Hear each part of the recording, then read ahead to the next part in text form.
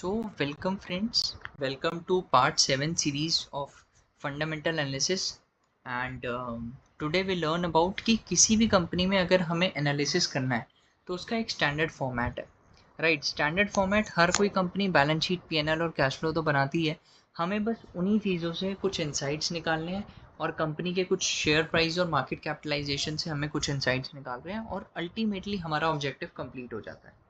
किसी भी कंपनी में इन्वेस्ट करने के लिए आपको बस कुछ चीज़ें चाहिए, वो 20 ग्राफ्स, सिर्फ वो 20 ग्राफ्स आपको हेल्प कर देंगे टू अंडरस्टैंड कि कोई भी कंपनी इन्वेस्टेबल है या नहीं है। आज हम वो सारे 20 ग्राफ्स पढ़ेंगे और हर एक कंपनी का मैं एनालिसिस लाऊंगा। तो stay tuned with us and subscribe the channel and please press the bell icon, तो कि कोई भी वीडियो आपके पास आएगी तो अल्टीमेटली आपके पास नोटिफिकेशन आ जाएगा, right. So let's start with today's class. Today हम will understand about TCS financial analysis. किसी भी कंपनी में फाइनेंशियल एनालिसिस का जो फॉर्मेट रहेगा वो सब में सेम रहेगा, क्योंकि सब balance sheet, PNL, cash flow तो बनाते ही हैं। तो हम हर एक कंपनी का चार्ट, ग्राफ, क्या क्या हमें पढ़ना है, क्या क्या चीज़ें हमें इग्नोर कर सकते हैं, क्या क्या चीज़ें हमारे लिए बहुत ज़रूरी है, वो सब हम समझेंगे, राइट। तो let's start with first topic. आपने टॉपिक देख लिया, टीसीएस का फाइनेंशियल एनालिसिस कर रहे हैं हम लोग। फाइनेंशियल ईयर 2025 तक का डेटा आ चुका है, तो 2017 से हम ले रहे हैं, ठीक है। 2017 से हम उसका डेटा ले रहे हैं और 2025 तक ले रहे हैं, ओके। So let's start. सबसे पहला हमारा आता है टॉपिक मार्केट कैपिटलाइजेशन। तो अल्टीमेटली मार्केट कैपिटलाइजेशन है क्या? मार्केट कैपिटलाइजेशन आपको हेल्प करता है टू अंडरस्टैंड कि कंपनी का जो करंट प्राइस है और जो कंपनी के टोटल आउटस्टैंडिंग शेयर्स हैं उसका मल्टीप्लिकेशन में जो वैल्यू आता है। जब हम कंपनी के करंट स्टॉक प्राइस को कंपनी के टोटल आउटस्टैंडिंग शेयर्स के साथ मल्टीप्लाई कर देते हैं ना, तो हमें मिलता है मार्केट कैपिटलाइजेशन, ठीक है। यहाँ पे मैंने लिख भी दिया वैसे फंडामेंटल एनालिसिस में। मार्केट कैपिटलाइजेशन कंपनी की एक ओवरऑल वैल्यू बताता है कि कंपनी की ओवरऑल वैल्यू कितनी है, ठीक है। जैसे कि करंट स्टॉक प्राइस है किसी भी कंपनी का, मान लेते हैं कोई भी एक रैंडम कंपनी, उसका स्टॉक प्राइस है 10 रुपीज़ और उसके जो टोटल आउटस्टैंडिंग शेयर्स हैं वो 1 लाख है। तो कंपनी का जो मार्केट कैप हो जाएगा वो हो जाएगा current stock price into 1 lakh shares is equals to 10 lakh rupees. मतलब कंपनी का जो मार्केट कैप है वो है 10 लाख रुपीज़, राइट।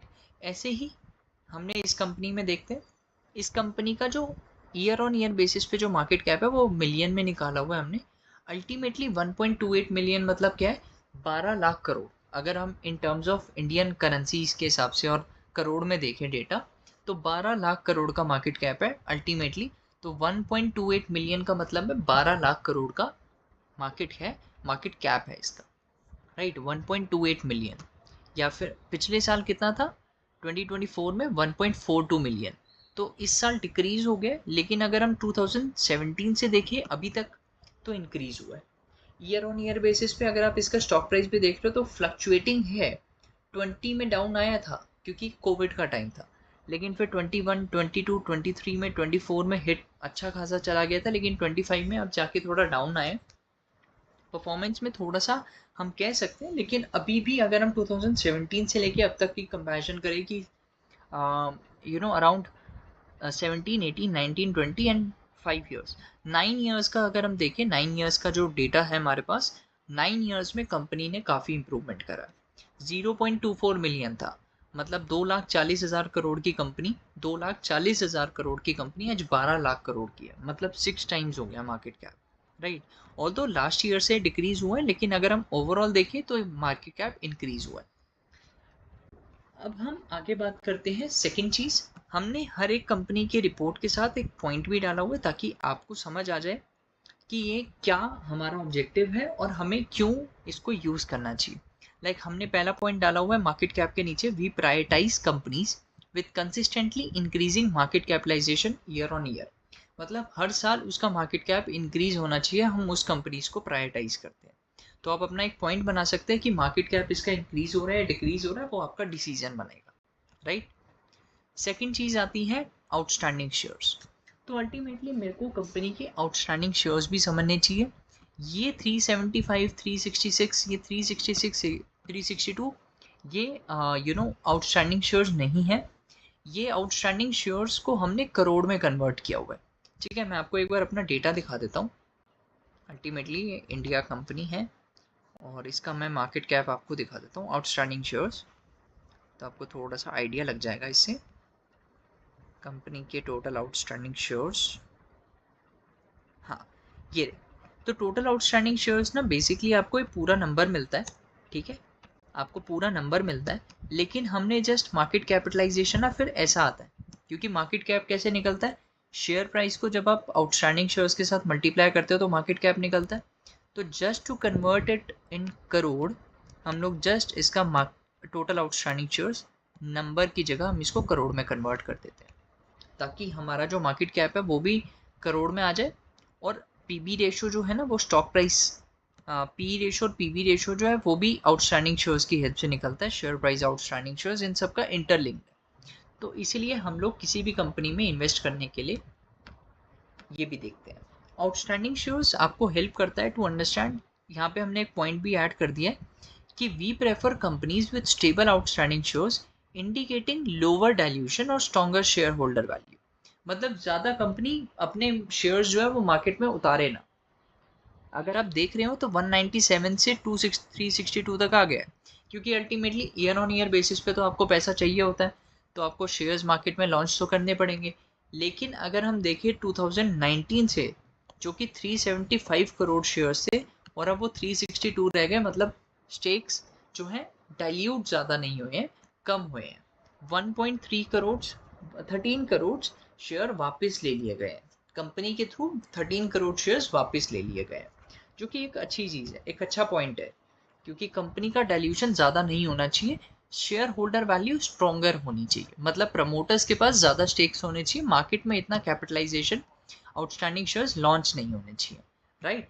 तो हम दूसरा पॉइंट ये भी देखते हैं कि आउटस्टैंडिंग शेयर्स कितने हैं मार्केट में, उससे आपको पता चल जाता है कि कंपनीज के आउटस्टैंडिंग शेयर्स कितने हैं और लोअर डाइल्यूशन है या हायर डाइल्यूशन, ठीक है।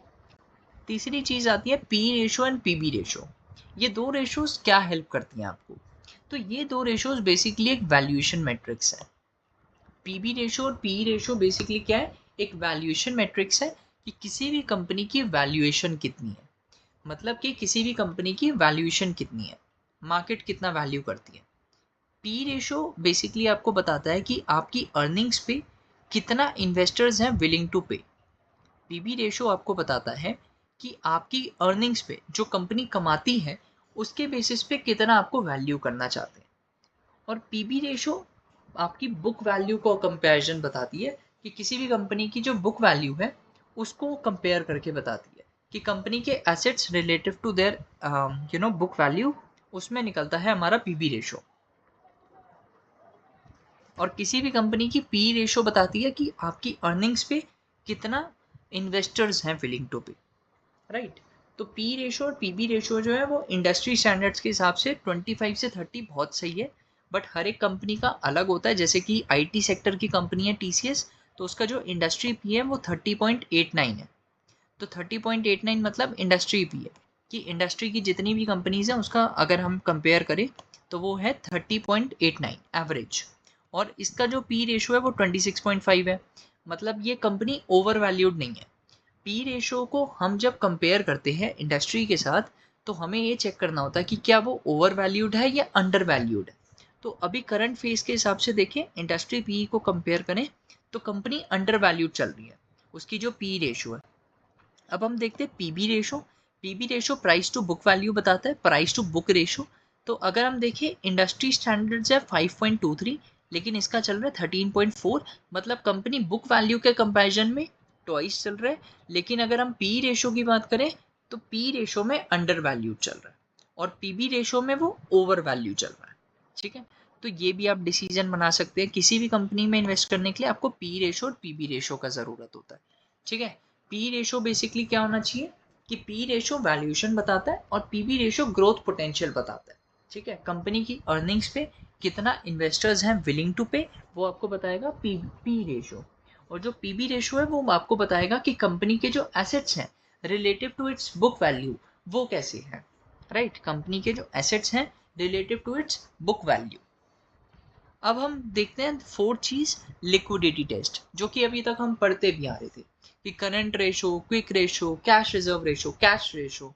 तो ये तीनों रेशोज बेसिकली हम यूज करते हैं to compare with current liabilities, कि कंपनी की जो शॉर्ट टर्म ऑब्लिगेशंस है, मतलब शॉर्ट टर्म ऑब्लिगेशंस क्या है, जैसे कि शॉर्ट टर्म की बोरोविंग्स, शॉर्ट टर्म के डेट, कोई ट्रेड पेबल, कोई अकाउंट पेबल या फिर बिल पेबल, कोई भी ऐसी शॉर्ट टर्म की डेट है जो 1 साल की ड्यूरेशन में उसको पे करना है, उसके कंपैरिजन में उसके पास कितने करंट एसेट्स हैं टू मीट दैट लाइबिलिटी, कितने क्विक एसेट्स हैं टू मीट दैट लाइबिलिटी, कितना कैश है टू मीट दैट लाइबिलिटी। तीन चीजें हम देखते हैं, कितने करंट एसेट्स हैं करंट लाइबिलिटीज को मीट करने के लिए, कितने क्विक एसेट्स हैं क्विक लाइबिलिटीज को मीट करने के लिए, कितने कैश है हमारे पास टू मीट करंट लाइबिलिटीज।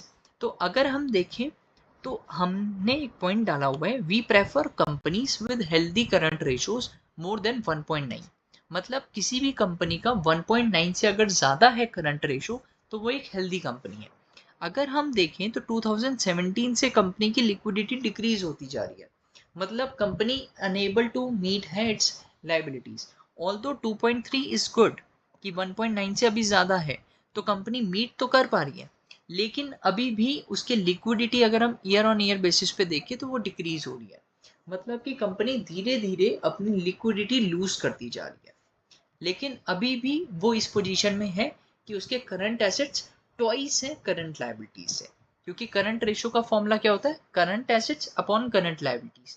तो कंपनी के पास इतने करंट एसेट्स हैं कि वो करंट लायबिलिटीज को मीट कर सकती है, 2.3 टाइम्स है, मतलब कि करंट लायबिलिटीज अगर 1 रुपीज की है तो करंट एसेट्स 2.3 रुपीज के हैं कंपनी के पास।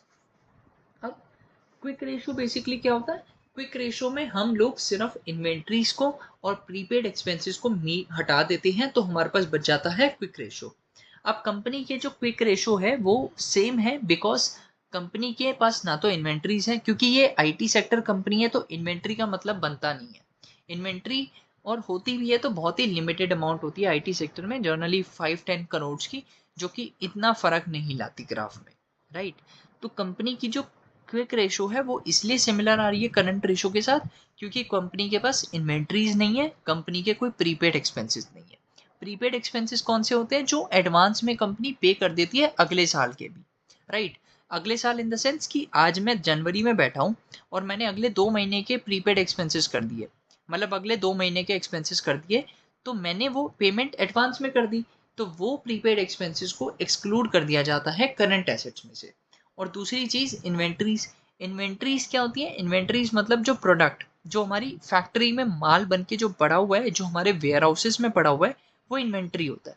तो किसी भी कंपनी की अगर हम इन्वेंट्री को कंसिडर करें तो जर्नली वो 1 महीने में तो बिकती नहीं है, 2 महीना भी लग जाता है, 3 महीना भी लग जाता है, कभी कभी साल भी लग जाता है। इन्वेंट्रीज ऐसा तो है नहीं कि हम आज दुकान पे कोई प्रोडक्ट लाए और आज ही बिक जाएगा, वो कम से कम थोड़ा टाइम तो लेगा, 10 दिन, 15 दिन, 1 महीना, 1.5 महीना, 2 महीना। तो इसीलिए कंपनी की क्विक रेशो निकालने के लिए कि क्विकली वो कितना मीट कर सकता है, तो वो निकालने के लिए आपको चाहिए होता है कंपनी की करंट एसेट्स में से इन्वेंट्रीज और प्रीपेड एक्सपेंसेस माइनस, तो जो आपका अमाउंट आता है उसको आप करंट लायबिलिटीज से डिवाइड करते हो तो आपको मिल जाता है। अब जैसे कि इस कंपनी में आपके पास कोई भी प्रीपेड एक्सपेंसेस और क्विक इन्वेंट्रीज नहीं थी, इसलिए क्विक एसेट्स और करंट एसेट्स दोनों सेम आए और आपकी लिक्विडिटी टेस्ट भी ऑलमोस्ट सिमिलर आया। ऑल्दो टीसीएस में इन्वेंट्रीज बहुत कम थी, 5-10 करोड़ की थी, इसलिए इतना फर्क नहीं दिख रहा है। नाउ थर्ड रेशो आती है आपके पास कैश रेशो। कैश रेशो भी अगर हम देखें तो कैश रेशो आपको जर्नली बताता है कि कंपनी के पास कैश कितना है to meet current liabilities, company के पास कितना कैश है टू मीट करंट लायबिलिटीज। अगर मेरे को अपनी करंट लायबिलिटीज को मीट करना है तो अल्टीमेटली कैश में पेमेंट भी तो करना पड़ेगा, तो मेरे पास कैश कितना है। हर साल अगर हम देखें तो 0.2 का कैश है, मतलब कि कंपनी की करंट लायबिलिटीज है 1 रुपीज की और उसके पास 0.2 रुपीज है टू मीट दैट लायबिलिटी, मतलब उसके पास कैश कितना है 0.2। हमने एक पॉइंट बनाया हुआ है कि अगर क्विक रेशो 1.6 से ज़्यादा है तो कंपनी अच्छी है, 2.3 है, अभी कंपनी अच्छी है। ऑल्दो ये भी डिक्रीज हो रहा है लेकिन कंपनी अभी भी मीट कर सकती है, लेकिन कंपनी के पास इतना कैश नहीं है to meet current liabilities. Company के पास 0.5 एटलीस्ट कैश होना चाहिए टू मीट करंट लायबिलिटीज, लेकिन कंपनी के पास इतना नहीं है, हर साल 0.2 पॉइंट पे है, इसलिए कंपनी की लिक्विडिटी में कैश प्रॉब्लम है, लेकिन अभी भी करंट और क्विक रेशो परफॉर्म कर रही है। ऑल्दो डिक्रीजिंग है, लेकिन अभी भी वो मीट कर सकती है। Now let's understand solvency test. What is solvency test? Solvency test में हम ये समझते हैं कि कंपनी अपनी लॉन्ग टर्म सॉल्वेंसीज के बारे में क्या कर रही है। ये हम पढ़ रहे थे अभी लिक्विडिटी के बारे में, मतलब शॉर्ट टर्म डेट को कैसे वो मीट कर सकती है।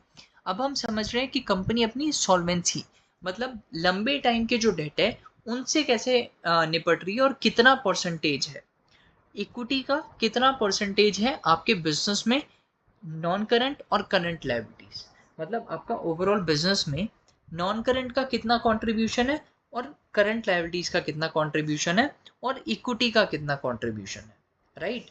तो लेट्स अंडरस्टैंड, कंपनी में अगर हम बात करें तो अभी का फिलहाल जो स्ट्रक्चर है वो ये कहता है कि कंपनी में 16% नॉन करंट लायबिलिटीज है।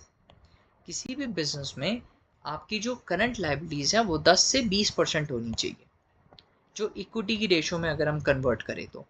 इक्विटी के कंपैरिजन में अगर हम कंपनी का कन्वर्जन देखें तो कंपनी के पास 10 से 20% की करंट लायबिलिटीज होनी चाहिए in terms of equity comparison.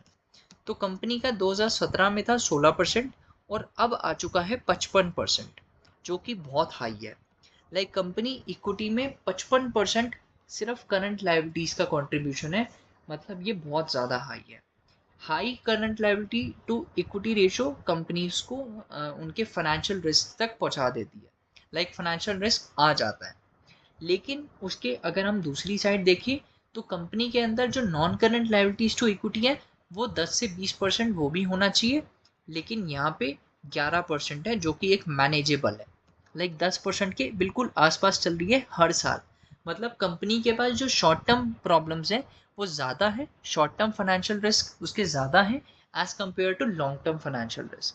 तो अगर हम इस कंपनी में शॉर्ट टर्म का ना सोच के लॉन्ग टर्म जाएं तो वो ज़्यादा अच्छा रहेगा, क्योंकि टीसीएस एक ऐसी कंपनी है जो कि मार्केट वैल्यूएशन वाइज भी बहुत अच्छी है।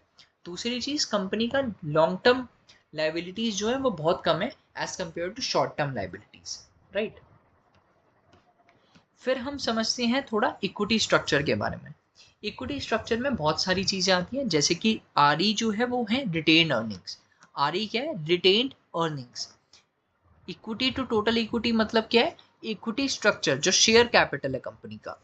जीआर मतलब होता है आपका जर्नल रिजर्व्स। कंपनी के जर्नल रिजर्व्स कितने हैं? General reserve generally for general expenses और किसी भी ऐसे खर्चे के लिए जिसके लिए कंपनी रेडी नहीं है। जर्नली कभी भी कोई ऐसा एक्सपेंस आ सकता है, उसके लिए रिजर्व्स बना के रखती है। और अदर रिजर्व्स जैसे कि securities premium reserve, hedge reserves, ये रिजर्व, कैश रिजर्व, कोई भी रिजर्व्स वो अदर रिजर्व्स में आ जाते हैं। तो कंपनी का जो जर्नली इक्विटी स्ट्रक्चर देखा जाता है वो इसी से देखा जाता है कि कंपनी के पास रिटेन अर्निंग्स कितनी है। तो मैं सारी टर्म्स बता देता हूँ। सबसे पहले रिटेन अर्निंग्स वो अर्निंग्स होती हैं जो कंपनी जब प्रॉफिट करती है। फॉर एग्जाम्पल हम थोड़ा सा यहाँ पॉइंट समझते हैं। फॉर एग्जाम्पल हम थोड़ा यहाँ समझते हैं, ठीक है। एक कंपनी है, एक केस लेते हैं, केस 1, ठीक है। एक कंपनी है, वो कंपनी 1 लाख कमाती है, 1 लाख प्रॉफिट करती है, ठीक है। 1 लाख का प्रॉफिट हुआ एंड उसने कहा कि मैं जो प्रॉफिट है, अब प्रॉफिट कोई भी बिजनेस डिविडेंड बांट देता है, राइट। कंपनीज क्या करती है? जब प्रॉफिट कमाती है डिविडेंड दे देती है। उसने कहा मैं डिविडेंड में 50,000 रुपीज़ दे दूंगा। डिविडेंड जो है वो मैं 50,000 दूंगा एंड उसको मैं करूँगा रिटेन। अब मैं इस रिटेन अर्निंग्स का थोड़ा सा कॉन्सेप्ट बताऊँगा। रिटेन अर्निंग्स में मेरे पास जाएगा 50,000। एक कंपनी है, उसने 1 लाख रुपए का प्रॉफिट कमाया। उसने कहा 50,000 रुपीज़ मैं डिविडेंड दे दूंगा और 50,000 रुपीज़ का अपने पास रखूँगा, मतलब कंपनी में रखूँगा। और केस टू में कंपनी ने कहा मेरी 1 लाख की अर्निंग्स हुई है, ठीक है, 1 लाख का मेरे को प्रॉफिट हुआ है। डिविडेंड में मैं दूंगा 20,000 और रिटेन्ड अर्निंग्स में मैं रखूँगा 80,000। अब दोनों केस में आप सोच रहे होगे कि इसने 50,000 डिविडेंड दे दिया तो ये अच्छी चीज़ है, कि इसने अपने इन्वेस्टर्स को दिया। लेकिन अब हमारे पास एक केस आया, ये आया कि अब एक प्रोजेक्ट आ रहा है, उस प्रोजेक्ट में ऐसा है कि आपको कम से कम 75,000 रुपीज़ इन्वेस्ट करना होगा, जिसका आपको रिटर्न मिलेगा, जिसका आपको रिटर्न मिलेगा कम से कम 1.5 लाख रुपया। एक प्रोजेक्ट है जिसका 75,000 रुपीज़ अगर आप इन्वेस्ट कर देते हो तो 1.5 लाख रुपए का आपको क्या मिलेगा, रिटर्न, या उससे ज़्यादा भी और मोर। ठीक है, ऑल्दो जनरली ऐसा होता नहीं है, लाइक एक सिनारियो केस है, बट अगर हम समझ लेते हैं कि एक प्रोजेक्ट है जिसका 75,000 का कॉस्ट है और उससे आपको रिटर्न मिल सकता है 1.5 लाख या उससे ज़्यादा, तो इन दोनों केसेस में कौन सी कंपनी ऐसी है जिसके पास 75,000 रुपये हैं? अल्टीमेटली ये वाली कंपनी, जिसने स्टार्टिंग में डिविडेंड नहीं दिया, उसने वो पैसा रिटेन कर लिया, लेकिन उसने वो रिटेन पैसा इन्वेस्ट करने लायक बचाया। मतलब कि अगर कंपनी के पास रिटेन अर्निंग्स अच्छी खासी होगी तो वो अपने आगे फर्दर इन्वेस्टमेंट्स कर सकती है और उन फर्दर इन्वेस्टमेंट से रिटर्न्स जनरेट कर सकती है। अगर कंपनी अपने पास पैसा जोड़ेगी नहीं तो कंपनी इन्वेस्ट क्या करेगी, राइट? तो कंपनी जो भी रिटर्न्स कमाती है, अगर वो उसमें से रिटर्न्स ज़्यादा डिविडेंड में ना पे करके रिटेन कर लेती है उन पैसों को और री इन्वेस्ट करती है मार्केट में, तो वो ज़्यादा रिटर्न्स कमाएगी। और अल्टीमेटली इस केस में अगर आप समझोगे तो इस कंपनी के पास 80,000 है, उसमें से 75,000 ये इन्वेस्ट कर रही है, अब इसको मिलेगा 1.5 लाख, ये 1.5 लाख उसकी अर्निंग्स में ऐड हो जाएगा। अब इन्वेस्टर्स को जो 50,000 डिविडेंड मिला था वो 50,000 ही मिलेगा, लेकिन इन इन्वेस्टर्स को अब थोड़ा ज़्यादा मिलेगा। पिछली बार इनको 20,000 मिला था, 1.5 लाख रुपए में अगर कंपनी 50,000 फिर रिटेन भी कर लेती है तो भी इन इन्वेस्टर्स को मिल जाएगा 1,20,000, क्योंकि इस टाइम पे कंपनी ने उन पैसों को इन्वेस्ट करना ज़्यादा ज़रूरी समझा एज़ कम्पेयर टू डिविडेंड। तो पहले कंपनी ने 20,000 डिविडेंड दे के 80,000 रख लिया, उसमें से जब उन्होंने इन्वेस्ट करा तो उनको मिल गया 1.5 लाख रुपया। अब वो कंपनी चाहे इनको पूरा डिविडेंड भी दे दे और क्या पता वो अपने पास और रिटेन रख ले ताकि और फर्दर प्रोजेक्ट्स में इन्वेस्ट भी कर सकती है। इसलिए रिटेन अर्निंग्स बहुत ज़रूरी होती है किसी भी कंपनी में। रिटेन अर्निंग्स आपको हेल्प करती है to further invest in your company. ठीक है, फर्दर प्रोजेक्ट्स में आप इन्वेस्ट कर सकते हो। इसलिए हमने एक पॉइंट भी डाला इधर कि कंपनीज जिनके पास 60 to 70% रिटेन अर्निंग्स है, मतलब अपनी अर्निंग्स का 60 to 70% अगर वो कर पा रही है तो वो एक अच्छी कंपनी है। अगर आप देख पा रहे हो तो 2020-25-24 है ये, यहाँ पे हमने ये हॉरिजॉन्टल ग्राफ है। 2017 में कंपनी के पास 82% रिटेन अर्निंग्स था, मतलब कंपनी डिविडेंड कम देती थी लेकिन रिटेन अर्निंग्स में 82% रखती थी टोटल इक्विटी का। और अभी भी अगर हम सिनेरियो देखें तो 92% कंपनी के पास रिटेन अर्निंग्स है, मतलब कंपनी के पास 92% पैसा पड़ा हुआ है टोटल इक्विटी का, जो कि एक बहुत ही अच्छा सिनेरियो है। कंपनी के पास इन्वेस्ट करने के लिए बहुत अच्छा खासा पैसा है। 2024 में अगर हम देखें तो 76% था और अब 25 में 92% है, जो कि बहुत ही अच्छा सिनेरियो है। तो कंपनी के पास जर्नल रिजर्व 10 to 20% होगा तो वो अच्छी कंपनी है। रिटेन अर्निंग 60 to 70% होनी चाहिए, उससे ज़्यादा भी हो तो बहुत अच्छा है। तो कंपनी के पास 92% है और हर साल 90% के अराउंड तो ये चल रहे थे, तो ये एक अच्छी कंपनी है। अब हम समझते हैं टैक्स एसेट्स वर्सेस लायबिलिटीज़ कि कंपनी के टैक्स स्ट्रक्चर कैसा है। टैक्स स्ट्रक्चर बेसिकली आपको बताता है कि फ्यूचर टैक्स ऑब्लिगेशंस आपको कैसे बेनिफिट कर सकते हैं या फिर फ्यूचर टैक्स एसेट्स आपको कैसे बेनिफिट्स प्रोवाइड करा सकते हैं। मतलब कि डेफर्ड टैक्स एसेट्स और डेफर्ड टैक्स लायबिलिटीज़ दोनों एक ऐसी टर्म्स है जो कि फ्यूचर रिलेटेड टर्म्स में यूज़ होती हैं। मतलब कि कंपनी के फ्यूचर में अगर आप आज मान लेते हैं आज मैंने अपना टैक्स एडवांस में अगले साल का भी भर दिया तो वो मेरा हो गया एसेट, क्योंकि अगले साल का मैंने एसेट्स भर दिया ना। फॉर एग्जांपल यहाँ पे हम थोड़ा समझते हैं डेफर्ड टैक्स एसेट्स का, हम थोड़ा सा समझते हैं डेफर्ड टैक्स एसेट्स, और दूसरी जगह हम समझते हैं डेफर्ड टैक्स लायबिलिटीज। ठीक है, अब हम समझते हैं कि डेफर्ड टैक्स एसेट्स कैसे आपको बेनिफिट प्रोवाइड कराता है। फॉर एग्जांपल मेरा इस साल का टैक्स का जो खर्चा था वो था 1 लाख रुपए, करंट टैक्स, जो मेरा इस साल का टैक्स का खर्चा था वो था 1 लाख रुपए, मैंने पे कर दिया 2 लाख रुपया।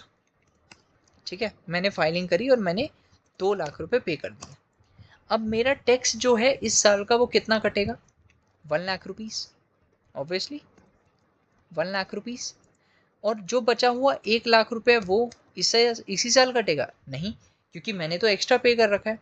तो जो गवर्नमेंट है, जो टैक्स डिपार्टमेंट है, वो आपका ये 1 लाख रुपए आपको रिफंड ना करके इस टैक्स को अगले साल एडजस्ट करने के लिए रख देती है। लेकिन अभी अगला साल आया नहीं है और अगले साल के फाइनेंशियल ईयर कंप्लीट नहीं हुआ है, इसलिए ये 1 लाख रुपया आपका बन जाता है एसेट। आपने अगर और लंबे टाइम के लिए दे दिया है तो वो हो जाता है आपका डेफर्ड टैक्स एसेट्स, जो कि आपकी कंपनी की बैलेंस शीट के नॉन करंट एसेट्स में चढ़ जाता है। ठीक है, तो आपके जो टैक्स एसेट्स हैं वो इसलिए हैं क्योंकि डेफर्ड टैक्स एसेट्स आपका 1 लाख रुपया अगले साल के लिए चला गया, अगले साल जाके एडजस्ट होएगा। तो वो अभी आपका एडजस्ट नहीं हुआ है क्योंकि आपका नेक्स्ट ईयर तो आया नहीं है, इसलिए आपका ये फ़ायदा है, राइट। तो कंपनी की फ्यूचर टैक्स ऑब्लिगेशंस क्या हुई, कम हो गई, क्योंकि कंपनी का अगले साल का टैक्स भी एडवांस में गया हुआ है। और तो मान लेते हैं कि अगले साल का टैक्स आया 1.5 लाख रुपए का, तो कंपनी को 1 लाख रुपए तो ऑलरेडी पेड है, तो कंपनी को और कितना देना है, सिर्फ 50,000। इस साल उन्होंने ऑलरेडी एडवांस में पे कर दिया, तो अगले साल उनको कम टैक्स देना पड़ेगा या फिर उसी में एडजस्ट हो जाएगा। तो इसीलिए डेफर्ड टैक्स एसेट्स आपको फ़ायदा देते हैं। लेकिन एक तरफ है कि मेरा करंट टैक्स, एक और सिनेरियो है, आपका जो करंट टैक्स है, करंट टैक्स वो था 1 लाख रुपए और आपने पे किया 50,000 रुपीज़। अब आप पे कर रहे हो 50,000, तो जब तक आप उसको पे नहीं करते, जो 50,000 है, इस फाइनेंशियल ईयर में आपने 50,000 ही पे करा, तो जो 50,000 रुपये है वो आप फ्यूचर में पे करोगे, राइट। इस फाइनेंशियल ईयर में तो आपने 50,000 ही पे किया, ऑल्दो आपको पे तो करना ही पड़ेगा। तो ये आपका चढ़ गया है एक लाइबिलिटी, क्योंकि ये आपका एक बर्डन हो गया ना, आपका ये क्या हो गया, एक बर्डन हो गया, आपको ये पे तो करना ही है। तो ये 50,000 जब तक आप पे नहीं करते तब तक आपकी बुक्स में चढ़ जाता है डेफर्ड टैक्स लाइबिलिटीज़, क्योंकि आपकी फ्यूचर टैक्स लाइबिलिटीज़ अभी भी आपकी बुक्स में पड़ी हुई हैं, इसलिए 50,000 रुपीज़ का आपका बर्डन आ गया।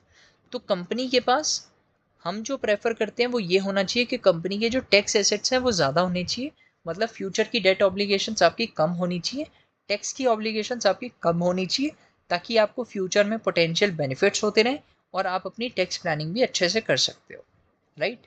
तो अगर हम TCS का डेटा देखें तो उसके टैक्स एसेट्स ज़्यादा हैं और टैक्स लायबिलिटीज़ थोड़ी कम है, राइट।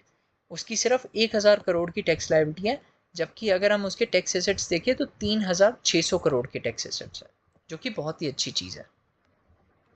अब हम देखते हैं कंपनी की रेवेन्यू प्रोफाइल, वो हम देखेंगे नेक्स्ट पार्ट में। अभी के लिए आप इतना समझिए, ये सारी चीज़ें आप रिवाइज कीजिए और किसी भी कंपनी में आपको इन्वेस्ट करना है तो यही पॉइंट्स आपको काम करेंगे।